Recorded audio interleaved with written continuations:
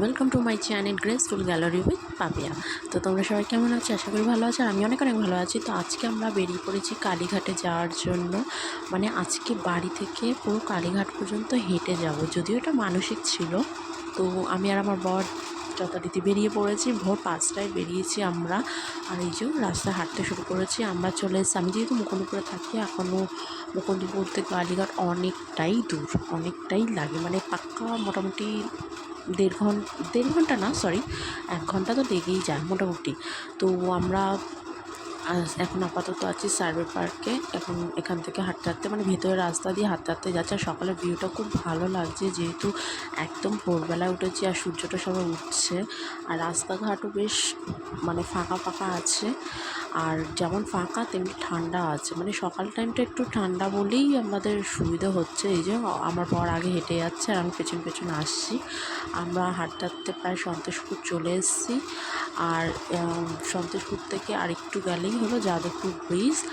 আর এখানটা এসে না আমরা একটা পুরোনো বাড়ি দেখতে পেলাম, যেটা তোমাদের দেখালাম আমি। আমার ভীষণ ভালো লাগে পুরোনো বাড়ি। আর এই যে যাদবপুর ব্রিজে উঠে পড়েছে, আমি হাঁটতে হাঁটতে আর পারছি না, সেটাই বলছি। মানে এখনও অনেকটা রাস্তা বাকি।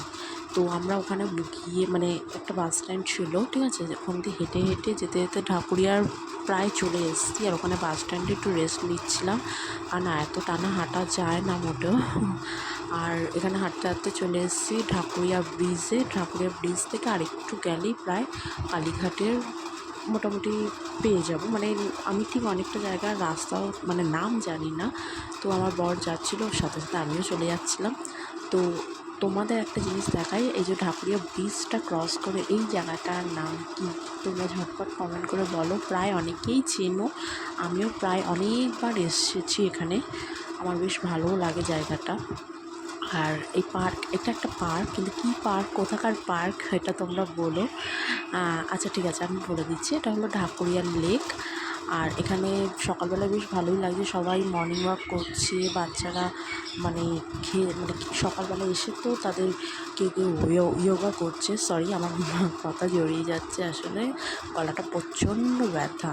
তো যাই হোক, তার লেকের পাশ থেকে আমরা দুজন যাচ্ছি হাতে জলের বোতল নিয়ে। আর হাঁটতে হাঁটতে মানে লেকটা ক্রস করে আর একটু গেলেই মোটামুটি কালীঘাট চলে আসবে। আর এই দেখো সকালবেলার টাইমটা বেশ, মানে আমি তোমাদের দেখাচ্ছি, গাছের ফুলগুলো কি সুন্দর পড়ে রয়েছে রাস্তার মধ্যে। আমি যদি এই ফুলগুলোর নাম জানি না। আর যেতে যেতে কি সুন্দর ফুলের মানে টব বিক্রি হচ্ছিল, আমার তো ভীষণ ভালোই লাগে ফুলের টব। তো এখানে যেতে যেতে আমরা চলে এসেছি কালীঘাট মেট্রো স্টেশন। আর এখানে দিয়ে আমি সিঁড়ি দিয়ে উঠবো যে আমার আর পারছিলাম না, মানে আমার ক্ষমতার বাইরে, এত কষ্ট হচ্ছিলো। সকাল 5টায় বেরিয়েছি আর এখন 7:20 বেজে গেছে, মানে কালীঘাট আসতেই যে আমরা কালীঘাটে চলে এসেছি প্রায় লিফট থেকে উঠে।